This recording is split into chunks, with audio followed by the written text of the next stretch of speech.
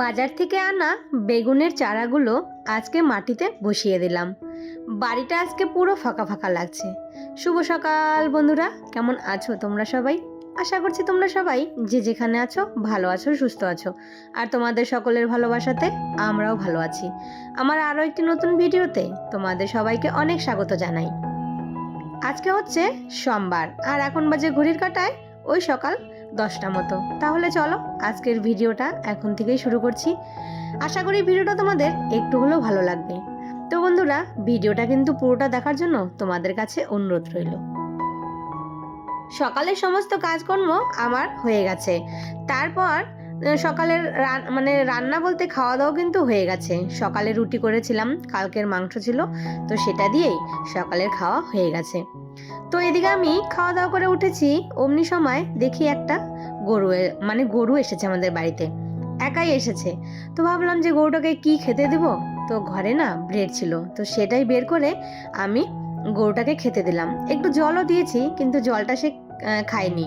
যাই হোক, সকাল সকাল এসেছে, তো আরেকটু আগে আসলে রুটি দেওয়া যেত, কিন্তু ওর ভাগ্যে যেটা আছে ও সেটাই পেলো। ওর ভাগ্যে ছিল ব্রেডটা, তাই সেই ব্রেডটা ওকে আমি দিয়েছি। ওটা খেয়েই ও চলে গেল। আর জানি না গরু আসা ভালো কিনা মন্দ, তো সকাল সকাল এসেছে, তো ওকে কিছু না খাইয়ে আর পাঠাইনি।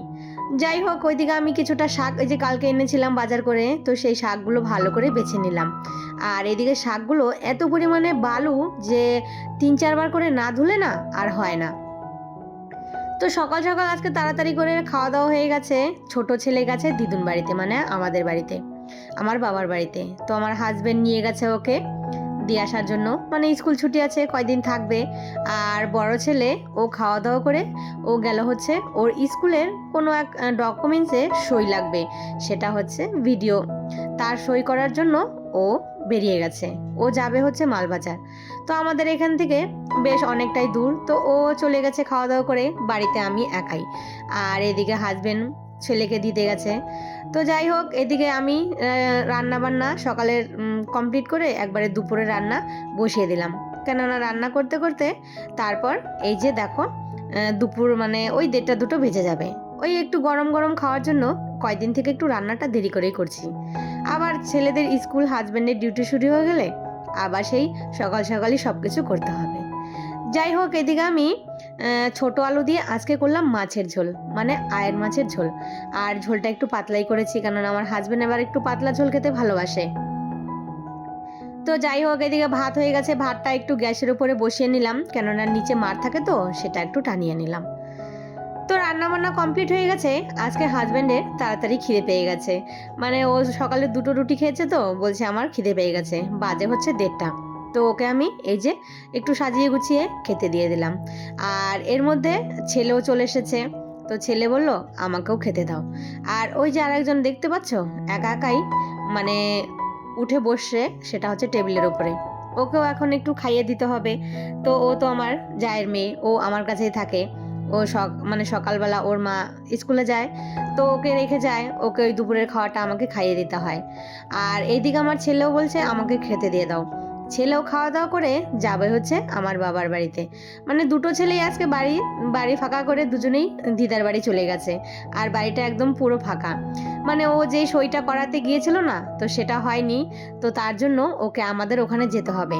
মানে যার সই লাগবে তার বাড়ি হচ্ছে আবার আমাদের ওখানে, মানে আমাদের এখানকারই ওই জেলা পরিষদ, মানে কোনো বড় ইসে থাকে না, জেলা পরিষদের মেম্বার, তো তাদেরই একটা সই লাগবে। তো তো সেই সইটা ওনার বাড়ি হচ্ছে আমাদের বাবার বাড়ির ওখানেই। তার জন্য এই যে 2 ভাই মিলে চলে গেছে, আর বাড়িটাও আমার পুরো ফাঁকা। তো আমি এই যে দুপুরে খাওয়া দাওয়া সেরে একটু রেস্ট করে, মানে একটু শুয়েছিলাম, তারপর একটু মোবাইল টোবাইল দেখে চলে এসেছি সোজা এই যে ছাদে।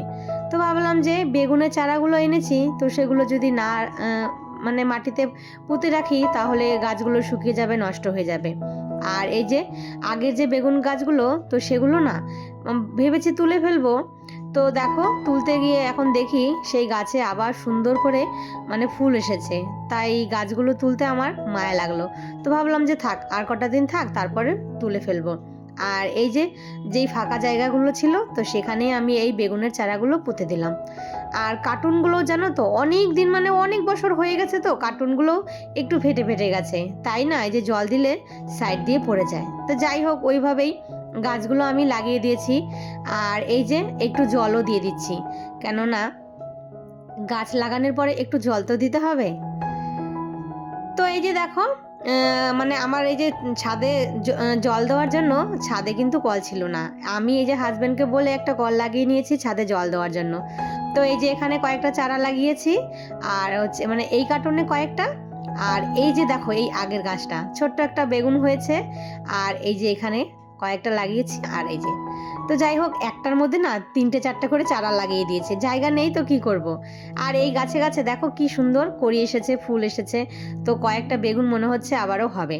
তো এই গাছগুলো যদি মাটিতে পোতা হতো না তাহলে কিন্তু আরও বেশ ভালো বেগুন হতো। যাই হোক যা হয়েছে তাতেই যথেষ্ট, অনেক বেগুন হয়েছিল গাছে। তো 10 টাকা চারা এনে অনেক বেগুনই কিন্তু খাওয়া হয়ে গেছে।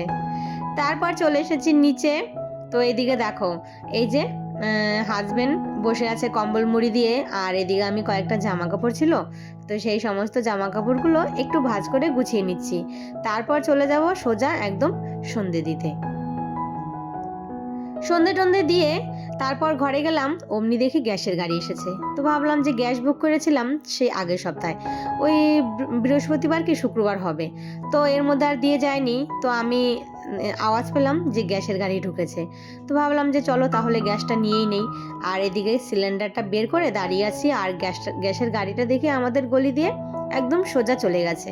তো মনে হয় ওইদিকে কোনো হয়তো কেউ বুক করেছিল, তাদের দিয়ে তারপরে আসবে।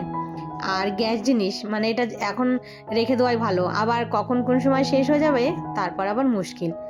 তারপর গ্যাস ট্যাস নিয়ে চলে আসলাম সোজা। তো ইচ্ছে হলো একটু লাল চা আর একটু মুড়ি মাখা করতে। তো হাজব্যান্ডকে বললাম চা খাবে, তো বললো করো একটু।